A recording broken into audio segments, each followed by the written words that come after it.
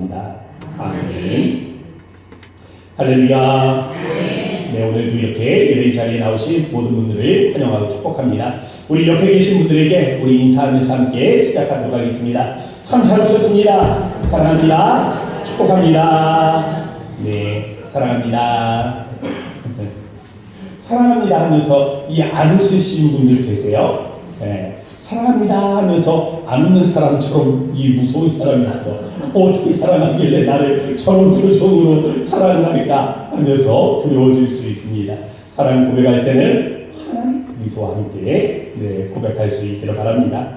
자, 우리는 이 초대교회 교부로 우리에게 잘 알려진 분이 계십니다. 누구냐면 어거스틴인데요. 이 어거스틴이 쓴 책이 있습니다. 신의 도성이라는 책이에요. 이 신의 도성이라는 곳에 보면 두 개의 도시가 등장을 합니다. 하나는 신의 도시, 신의 도시. 그리고 또 하나는 세상, 세속의 도시가 등장을 하게 됩니다.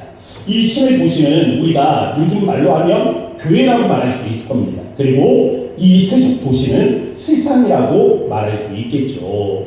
그런데 이 세상과 그럼 교회를 구분짓는 중요한 특징이 무엇인가? 라고 했을 때 어거스틴은 사랑이라고 이야기를 합니다. 그래서 세상은요, 이 세상에 있는 사람들은 자기를 사랑한다는 거예요. 자기의 적인 이런 성향이 있다는 것입니다. 그리고 자아중심적인 욕망을 가지고 있다. 이러한 사람들의 삶의 목표가 무엇이겠습니까? 자기죠, 자기의 성공이 목적이 되는 것입니다. 그런데 교회는 어떻습니까? 교회는 중요한 가치가 있어요. 무엇입니까? 하나님에 대한 사랑, 그리고 이웃 사랑이라는 이 중요한 가치를 가지고 있는 거예요. 이것이 중심 가치가 되어서 그 삶의 목적은 하나님과 영원한 관계 속으로 들어가는 것이 목적이다라는 것입니다. 어거스틴은 세상과 교회가 충돌을 일으킬 거라고 말하고 있어요. 왜 그렇습니까? 세상은 자기 사랑, 그리고 교회는 하나님 사랑이라는 서로 다른 가치를 가지고 있기 때문에 이 두 개가 서로 충돌을 일으켜서 그렇게 갈등하게 된다라고 설명하는 것입니다. 어느 날 주일학교 학생들이 저한테 퀴즈를 냈습니다. 목사님 1 더하기 1이 뭔지 아세요? 아니, 1 더하기 1이 뭔지 알죠. 그런데 그냥 아는 걸 물어보는 데는 이유가 있는 거잖아요. 넌센스 퀴즈겠구나 생각을 했습니다. 그래서 1 더하기 1은 뭘까? 11이지? 라고 제가 이야기를 했어요. 센스 있지 않습니까? 제가 1 더하기 1은 뭐예요? 물어보길래 11이라고 대답을 하니까 당연히 아니라는 거예요. 자기네가 생각한 답이 아니랍니다. 1 더하기 1은 1이라는 거예요. 그러면서 뭐 이런저런 이야기를 합니다. 뭐 화학 공식도 이야기하고 뭐 수소 두 개야 H2O니까 산소, 수소 뭐 두 개하고 하나가 결합을 해가지고 셋이만 하나가 된다. H2O 하나가 된다. 뭐 자기네들 나름대로의 설명을 하더라고요. 그런데 이 어린 아이들이 그런 이야기를 하는 겁니다. 목사님, 1 더하기 1은 2다가 항상 진리는 아니라는 거예요. 그게 항상 정답은 아니다라는 이야기를 하는 겁니다. 좀 이 생각이 좀 뭔가 고차원적이잖아요. 그래서 제가 궁금했습니다. 이걸 어디에서 들었을까? 유튜브 아니면 학교인데 어딘지는 모르겠더라고요. 그래서 야, 너희는 이걸 어디서 들었냐? 라고 물었습니다. 그랬더니 학교 선생님이 가르쳐 주셨다는 거예요. 제가 이 이야기를 들으면서 그런 생각이 들었습니다. 여러분들은 이 말을 들으며 무엇을 생각하셨습니까? 저는요, 사단이 전략을 보이더라고요. 절대 진리를 파괴하려는 사단의 전략을 보이더라는 겁니다. 그동안에 우리는 생각했습니다. 1 더하기 1은 2다. 이것은 일반 사람들이 모두가 받아들일 수 있는 그러한 진리였기 때문에 우리는 상식이라고 말했습니다. 그런데 상식이 이제는 없다라는 거죠. 절대 진리가 없다라는 것입니다. 왜 학교 선생님까지 나서서 상식이라는 것은 존재하지 않는다라고 아이들에게 가르치는 이유가 뭐겠습니까? 상식을 파괴해야 다른 생각들을 가질 수 있기 때문에 그런 거예요. 상식이 파괴가 되어야 상식의 틀을 깨야 새로운 발상들이 가능하기 때문에 바로 이것을 깨고자 하는 것입니다. 남녀가 만나서 사랑합니다. 그리고 가정을 이루게 되죠. 우리는 이것을 상식이라고 말했습니다. 남자와 여자가 사랑하는 것이 상식이라고 말했어요. 그런데 그동안의 상식으로만 보여지던 것들이 사람들은 이제는 정답이 아닐 수도 있다라는 이러한 질문들을 던지면서 상식에 대한 이 틀을 깨려고 합니다. 이성끼리만 사랑하는 것이 아니라 동성 간에도 사랑이 존재할 수 있다라고 말하는 거죠. 그러면서 이걸 증명하려고 그동안의 상식으로 받아들이는 것들에 대해서 의문을 제기하는 겁니다. 생각의 틀을 흔들어버리는 거죠. 우리가 생각했던 게 다가 아닐 수도 있겠다. 상식이라고 생각했던 것이 어쩌면 상식이 아닐 수도 있겠다. 우리가 진리라고 생각했던 것이 진리가 아닐 수도 있겠다라는 이 상식의 틀을 흔들어버리는, 진리의 틀을 흔들어버리는 그런 일들을 하고 있는 것입니다. 한 번에는 안 될 거예요. 한 번에는 안 되지만 그들도 한 번에 될 거라고 생각하지 않을 겁니다. 계속 흔들면 거기에 균열이 일어나게 되죠. 이 균열이 일어나게 되면 틈이 보이고, 틈이 보이면 어떤 하나의 틀을 깰 수가 있다라고 생각을 하는 겁니다. 하나의 틀을 깨버리면 그 다음에 더 많은 것들을 바꿀 수 있다. 이것이 오늘날 사단의 전략이라고 저는 생각을 하는 겁니다. 오늘날 기독교 가치관과 세속적 마인드가 충돌하는 데 보면 바로 이런 이유가 들어있는 겁니다.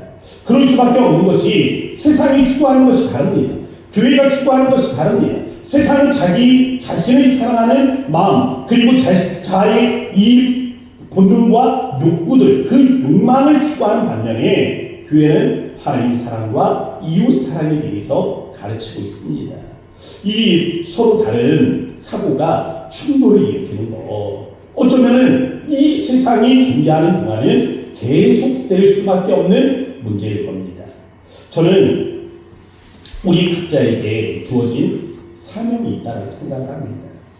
이렇게 세상과 교회가 계속해서 이념적으로 이 충돌하는 이러한 세상을 살아가며 우리에게 맡겨진 사명은 이 세상 속에서 그리스도인으로 살아남으라는 것입니다. 다만 살아남는 것이 목적이 된다면, 그냥 이 세상을 살아남는 것이 목적이 된다면 그것은 세속화의 길이 될 거예요. 세상의 동화가 되는 것입니다. 저는요, 살아남는 것이 목적이 아니라 이 땅에 그리스도인으로 존재해야 된다는데 강조점이 있다고 믿습니다. 그런 의미에서 오늘 이 세상 속에 살아가면서 그리스도인으로서 살기를 원하시는 분들에게 저는 오늘 이 말씀이 은혜와 보전이 될 수 있기를 주의 이름으로 축복합니다. 첫 번째 말씀의 제목은요, 하나님이 먼저 세속적인 인간을 찾아오셨다는 것입니다. 성경에 가장 기본적인 거룩함에 대한 정의가 있습니다. 무엇이냐면 하나님. 성경에서 말하는 거룩함은 하나님이십니다. 왜? 거룩한 분은 하나님 한 분밖에 계시지 않기 때문이에요. 하나님만 죄에서 분리되어 있습니다. 그러므로 하나님의 성품, 하나님의 행동, 그리고 하나님이 행하시는 모든 사역들이 거룩하다는 것입니다. 그래서 성경은 하나님만이 거룩하신 분이시다라고 말씀하십니다. 우리 사무엘상 2장 2절 우리 말씀을 화면을 보고 다 함께 읽어보도록 하겠습니다. 시작.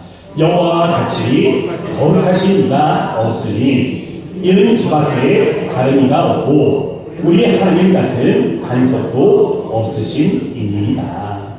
아멘. 오직 세상에는 하나님 외에는 누가 없다고요? 거룩하신 분이 없다라는 것입니다. 우상은요, 존재하지 않습니다. 우상은 없는 거예요. 우상은 작은 신이 아니라 없는 겁니다. 허상이에요. 망상입니다. 그러므로 세상에 하나님과 비교할 수 있는 대상 자체가 존재하지 않는 거죠. 하나님의 존재 자체가 이와 같이 특별합니다. 이것을 신학적으로는 전적 타자라고 부릅니다. 전적 타자란 다른 신이나 불완전한 피조물들과 전혀 다른 존재라는 뜻이에요. 하나님만이 거룩하시다는 것은 하나님은 우리와 다르다는 거예요. 존재 자체가 다르다는 것입니다. 비교 대상이 되지 않는다는 것입니다. 이렇게 우리와는 존재 자체가 다르고 홀로 거룩하신 하나님에게 소원이 있습니다. 하나님의 소원이 있어요. 어떤 소원이냐면 세속적인 우리 인간과 동행하기를 원하신다는 거예요. 우리와 함께하기를 원하신다는 것입니다. 그래서 하나님이 우리에게 주신 명령이 있습니다. 내가 거룩하니 너희도 거룩하라. 그런데 문제가 있죠. 어떻게 거룩해질 수 있습니까? 세속적인 인간이 어떻게 거룩해질 수 있어요? 하나님은 거룩하신 분이시지만 우리는 어떻게 거룩해질 수 있는 것입니까? 여기에 문제가 있죠. 세속을 넘어 거룩의 길로 나아갈 방법이 없는 거예요. 그래서 하나님이 우리에게 주신 길이 있습니다. 바로 율법이에요. 율법의 말씀을 주심으로 우리가 거룩하게 나아갈 수 있는 길을 열어주신 것입니다. 그런데 또 다른 문제가 있죠. 이 율법의 말씀을 온전히 지킬 수 있는 사람이 없다라는 것입니다. 온전히 지킬 수 있는 길은 있지만 그 길을 온전히 걸어갈 수 있는 사람이 없기 때문에 하나님과 동행할 수 있는 사람이 없는 것입니다. 그래서 은혜의 방법으로 또다시 주어진 것이 제사, 제도예요. 거룩하신 하나님 앞에 세속적인 인간이 나아갈 때 반드시 경험할 수밖에 없는 것은 죽음입니다. 죽게 되는 거예요. 하나님의 얼굴을 보게 되면 죽게 되는 겁니다. 모세에게도 그래서 하나님께서 그 얼굴을 보여주실 수 없다 말씀하시며 보게 될 때에 내가 죽음을 경험하게 될 것이다 말씀하셨던 이유가 여기에 있는 것입니다. 그래서 제사 제도를 주셨어요. 이 제사 제도를 통해서 계속이라는 은혜의 길을 열어주신 것입니다. 그런데 동물의 피는 완전하지 않습니다. 창조세계도 타락했기 때문에 동물의 피는 완전하지 않습니다. 불완전해요. 그래서 매년마다 반복하고 또 반복해서 제사를 지낼 수밖에 없었던 것입니다. 하지만 하나님이 육신을 입고 오셨죠. 이 땅에 성육신을 하셨습니다. 이 땅에 성육신하신 하나님의 이름이 임마누엘이요 내가 너희와 함께하리라는 예수 그리스도의 이름으로 이 땅에 육신을 입고 오신 것입니다. 우리를 위해서 십자가에 못 박혀 죽으심으로 말미암아 우리의 완전한 대속의 제물이 되어주심으로 말미암아 이제는 예수 그리스도를 믿음으로 무엇으로요? 믿음으로 예수 그리스도를 믿음으로 우리가 하나님의 은혜의 보좌 앞에 나아갈 수 있는 은혜의 길이 우리에게 열려진 것입니다. 우리에게 이 같은 은혜의 길이 열린 이유가 있습니다. 앞에서 뭐라고 말씀드렸습니까? 하나님에게 소원이 있다. 하나님에게 소원이 있다. 내가 내 백성, 내가 내 아들, 내가 내 딸과 함께하기를 원한다라는, 동행하기를 원한다라는 하나님의 소원이 있다는 것이죠. 세속적인 인간과 거룩하신 하나님이 동행하길 원하셨기 때문에 은혜의 길도 우리에게 주어졌다. 그럼 거룩함이란 무엇일까? 성경에 보면 이 거룩함을 구별하다라는 단어로 우리에게 가장 많이 설명하고 있습니다. 우리가 세상과 구별되어 거룩하게 살아라는 것이죠. 그런데 저는 오늘 이 거룩함을 구별이 아닌 관계로 정리하고 싶습니다. 거룩함이란 하나님이 거룩하시잖아요. 거룩함이란 이 하나님과 관계를 맺는 것입니다. 거룩함이란 하나님께 우리가 속한 거예요. 하나님께로 들어가는 것입니다. 성경에 보면 성전이라는 단어가 있습니다. 바로 우리가 얘기하는 이곳 말이죠. 이 성전이라는 곳이 무엇입니까? 거룩하신 장소잖아요. 어떤 일정한 장소가 거룩하게 되어지는 이유가 뭐예요? 하나님과 관계를 맺고 있기 때문에 그렇습니다. 호렙산에서 하나님이 모세를 만나셨어요. 호렙산에서 모세를 만날 때 모세에게 신발을 벗으라 하시면서 하신 말씀이 있습니다. 이곳은 거룩한 곳이다. 시내산에 하나님께서 구름 가운데서 있게 하셨어요. 그러면서 이스라엘 백성들에게 선을 그어놓고 넘어오지 말라 말씀하셨습니다. 이유가 뭡니까? 여기는 거룩한 곳이기 때문에 그렇습니다. 성전이 거룩한 이유가 뭐예요? 하나님과 관계를 맺고 있기 때문에 그렇습니다. 그곳에 하나님이 임재하셨기 때문에 그런 거예요. 이곳이 우리가 예배하는 것이 하나님의 거룩한 성전이 되는 이유가 어디에 있습니까? 바로 하나님과 관계된 장소이기 때문에 그렇습니다. 성경도 마찬가지죠. 이건 책이잖아요. 책 아닙니까? 책이잖아요. 그런데 이 책이 성경 거룩한 경전이 될 수 있는 이유는 어디에 있어요? 하나님의 말씀이 여기에 담겨져 있기 때문에 그렇습니다. 우리는 누굽니까? 성도잖아요. 성도. 우리가 어떻게 성도가 되는 것입니까? 성도는 그리스도의 관계 속에서 거룩함을 경험을 하고 예수 그리스도의 대속의 은혜를 통하여 거룩해 되어질 뿐만이 아니라 하나님의 말씀을 따라 살려고 하는 사람들, 그들이 바로 성도 아니겠습니까? 우리가 바로 성도잖아요. 우리가 성도인데 성도는 뭐 특별하게 창조함을 받은 것이 아닙니다. 똑같은 사람이죠. 세상의 사람이랑 우리랑 똑같은 사람입니다. 그러나 다른 것이 있다면 하나님과의 관계가 다른 것이죠. 하나님이 은혜로 우리를 부르셨고 또 그 부르심 앞에 우리가 하나님과 관계를 맺고 있다는 것이 특별한 겁니다. 그래서 우리를 성도라 부르는 거예요.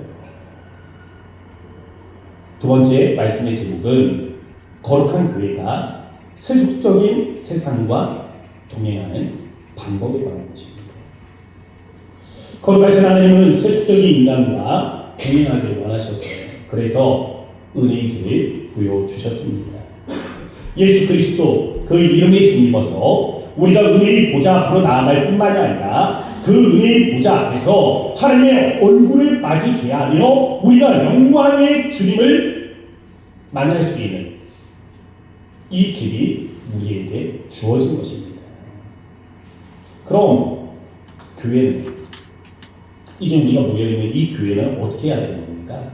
세상과 구별되어 나뉘어져서 우리가 우리의 거룩함을 지켜야 하는 것입니까? 아니면 세상과 함께 동행해야 하는 것입니까? 하나님은 세속적인 인간을 찾아오셨단 말이에요. 그럼 우리는 세상으로 들어가야 하는 것이냐? 아니면 세상과 구별되어야 하는 것이냐? 라는 숙제가 남겨진 것이죠. 현실적으로 교회와 세상을 구별하며 살 수는 없습니다. 그래서 바울도 세상과 분리되어 산다는 것은 불가능이라고 말하고 있죠. 5장 10절 말씀 우리 한번 읽어보도록 하겠습니다. 5장 10절 말씀 다 같이 읽습니다. 시작. 이 말은 이 세상에 운행하는 자들이나 탐하는 자들이나 속여 꾀하는 자들이나 우상 숭배하는 자들을 도무지 사귀지 말라 하는 것이 아니니 만일 그리하려면 너희가 세상 밖으로 나가야 할 것이다. 아멘. 세상 속에 그리스도인으로 살아가면서 우리가 실수하는 것이 있을지도 모릅니다. 우리가 실수하는 것은 어쩌면 이분법적인 이러한 삶을 사는 것, 그것이 될 수도 있어요. 주일 와서는 예배를 드립니다. 거룩한 성도로 살아가죠. 그리고 나머지 6일 동안은 또다시 세상 속으로 들어가서 세상에 속한 사람으로 살아가는 겁니다. 어떻게 보면 신앙과 삶을 구별시키는 거죠. 이것을 이분법적 삶이라고 할 수 있겠습니다. 그런데 이건 우리가 잘못 살고 있다는 겁니다. 아니면 좋은 게 좋은 거지 하면서 적당한 어떤 절충적인 이러한 삶을 살아가는 그런 분들도 계실지도 모를 겁니다. 어떻게 거룩함과 세속을 딱 어디까지가 거룩함이고 어디까지가 세속적인 것이냐, 어떻게 우리가 그것을 딱 구분을 지어서 거룩하게만 살 수 있겠느냐. 그냥 너 융통성이 있어야지, 신앙이 융통성이 있어야지 어떻게 옳고 그런 말을 딱 따져가면서 살 수 있겠느냐 말하는 것이죠. 교회와 세상 사이에 회색지대를 만드는 겁니다. 그리고 자신이 이 기독교인이라는 어떤 그러한 정체성을 드러내지 않고 적당히 세상 속에 섞여 사는 모습, 바로 이것이 절충주의적 사고라고 할 수 있겠습니다. 고린도 교회에 보면 다양한 문제들이 있죠. 그런데 그 다양한 문제들 중에 오늘 보니까 음행의 문제가 드러나고 있습니다. 5장 1절, 갈라디아서 5장 1절 말씀을 우리 함께 읽어보도록 하겠습니다. 다 같이 시작. 너희 중에 심지어 음행이 있다를 들으니 그런 음행은 이방인 중에서도 없는 것이라. 누가 그 아버지의 아내를 취하였다 하는도다. 아멘. 저는 이 짧은 구절을 읽으면서 두 번을 놀랐습니다. 첫 번째 놀라는 이유는요, 아들이 있습니다. 근데 이 아들이 성적으로 이 범죄하게 되는데 누구를 범하게 됩니까? 아버지의 아내를 범하게 되는 겁니다. 아들이 아버지의 아내를 범하게 됩니다. 어디에서요? 교회에서. 교회에서 그런 일이 있는 겁니다.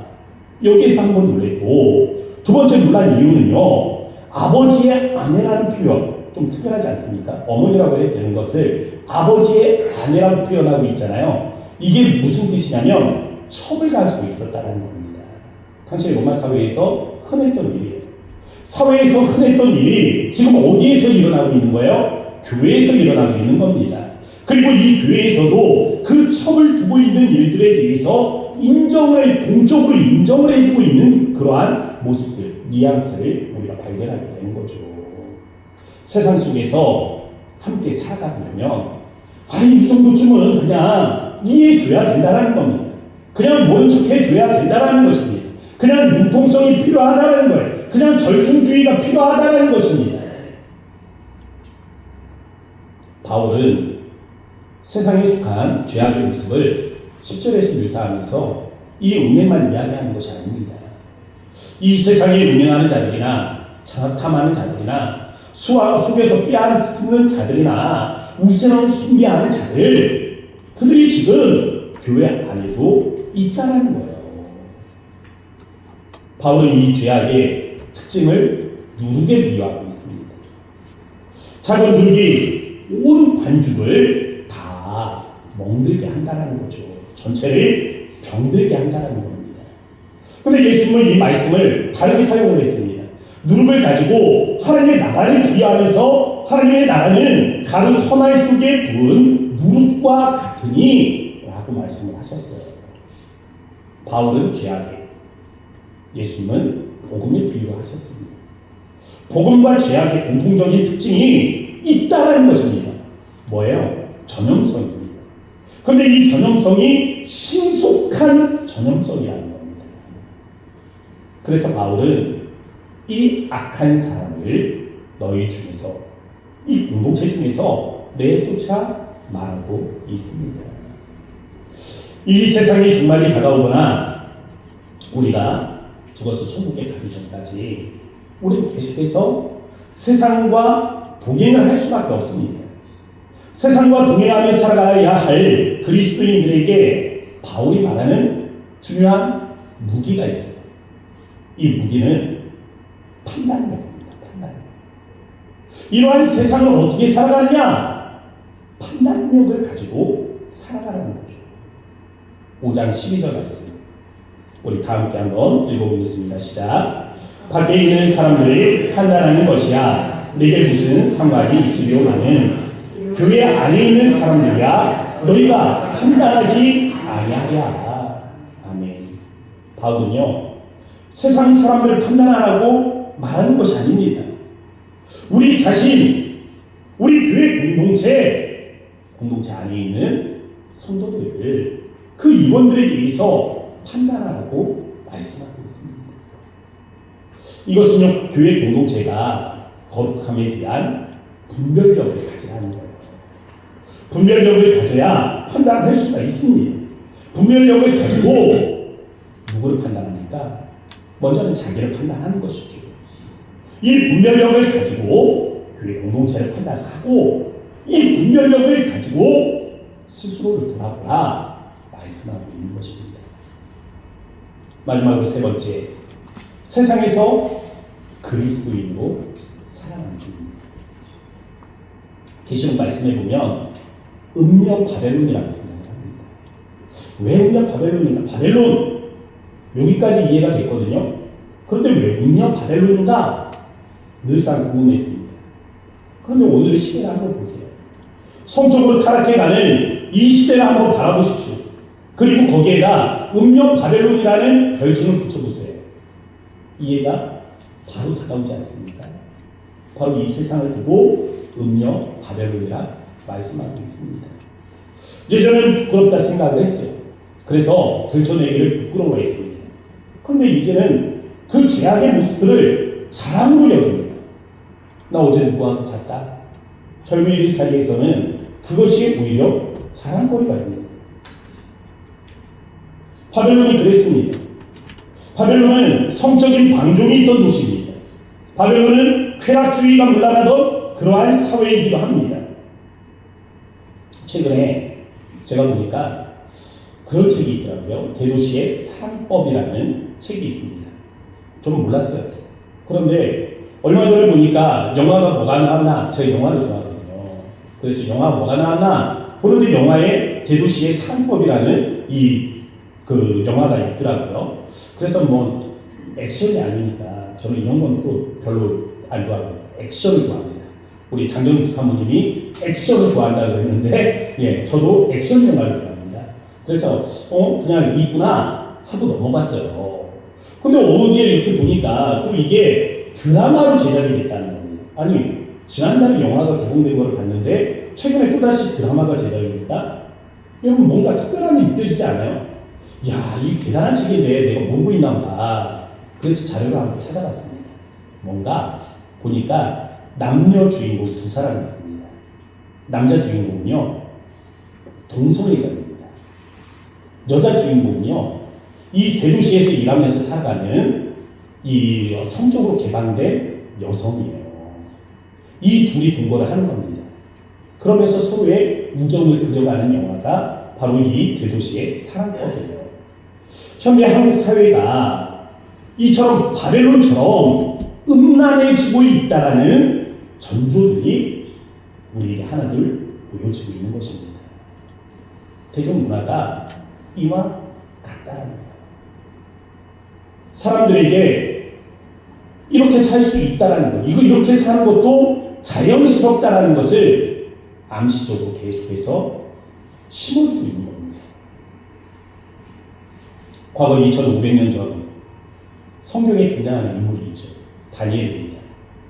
다니엘은 바벨론에서 하나님의 백성으로서 거룩한 삶을 살기 위해 처절하게 싸워왔던 그러한 인물이기도 합니다.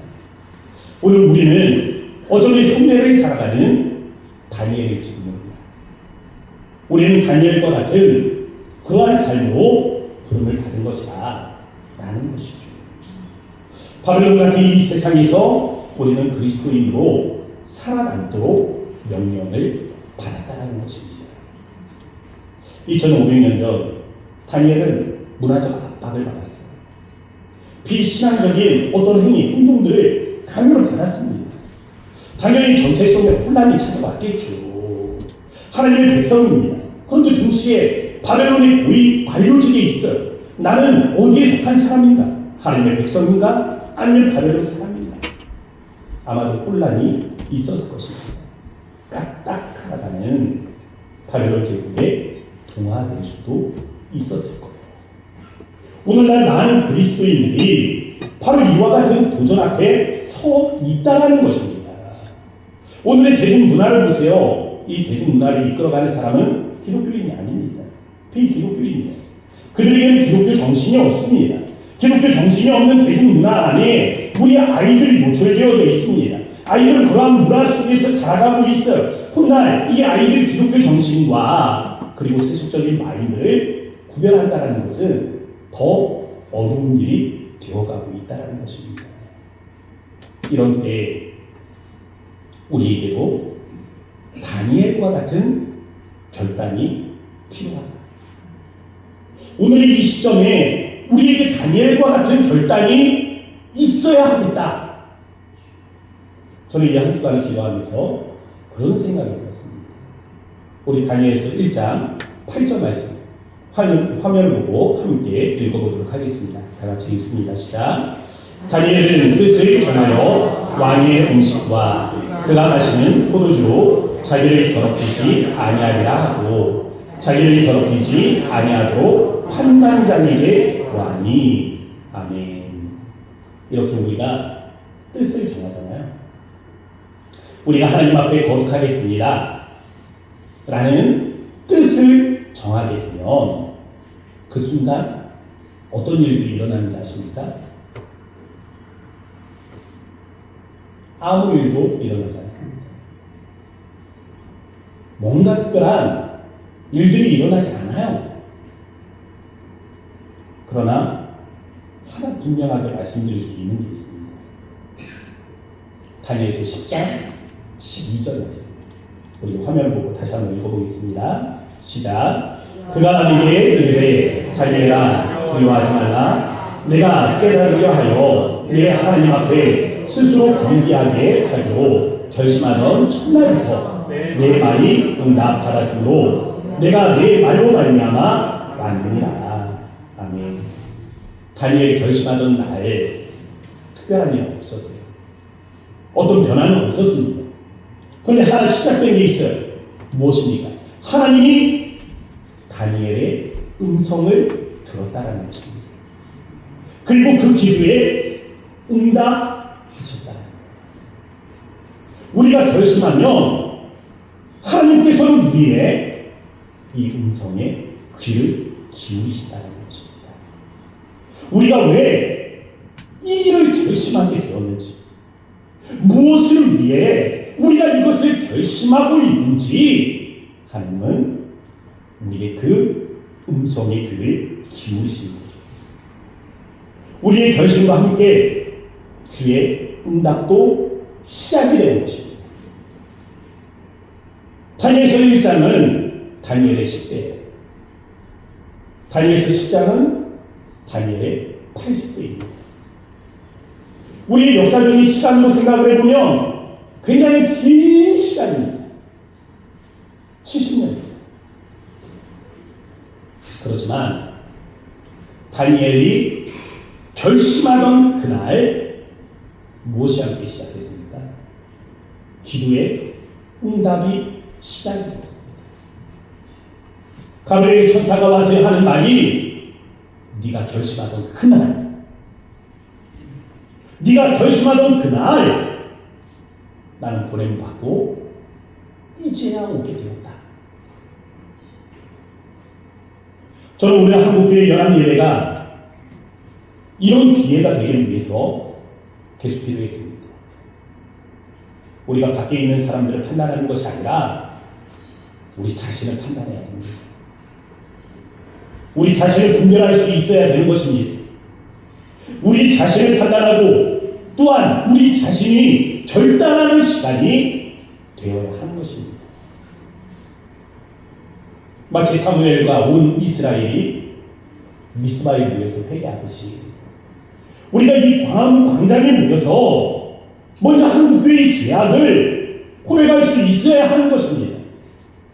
우리가 우리 자신을 보는 눈이 없으면, 판단력이 없으면, 분별력이 없으면 회개할 것도 없을 거예요.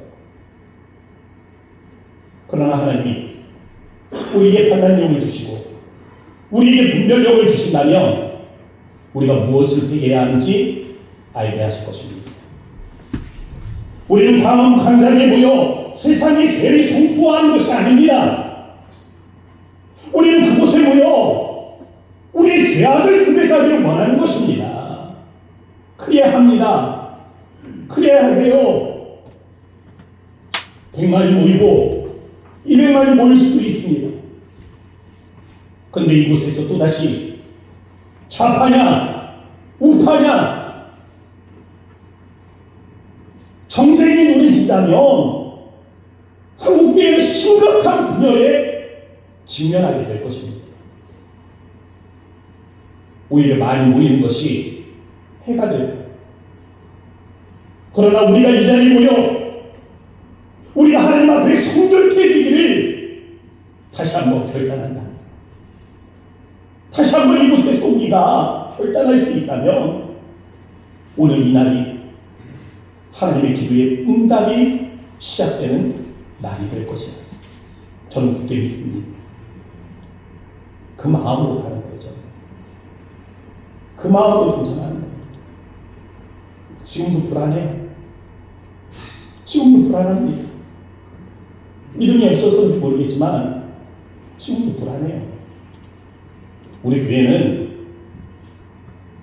잘 모르겠습니다. 근데 벌써 시작도 되기 전에 큰 교회들은 쪼개지고 있어요. 의견들이 나누어지고 있습니다. 한국 교회가 분열이 되고 있다고요. 하나님의 뜻을 세우려 하는데 분열이 되고 있다고요. 하나님 앞에 성결케 되기를 원하는데 분열이 되고 있다고요. 사단이 철저한 전략에 놀아나고 있는 것입니다. 그래서 기도해야 돼요.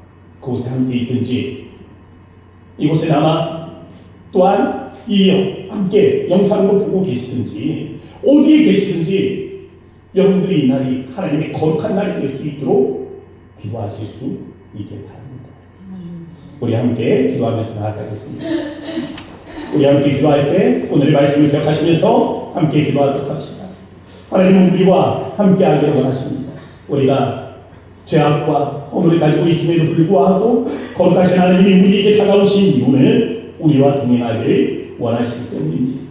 또한 우리를 성도로 부르시고 우리를 교회로 부르시며 더불어 세상과 함께 동행하기를 원하세요. 이유는 무엇입니까? 우리를 위하여 세상의 빛을 바라보게 하시는 것입니다.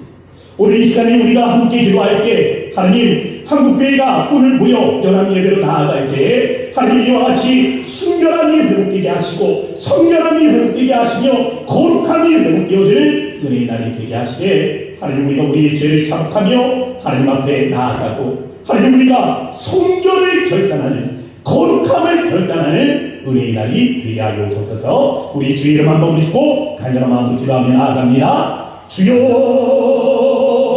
아버지 하나님 감사합니다. 주의 하나님의 도와심을 통하여 아버지 우리가 오늘도 주님 앞에 하나님 섰습니다.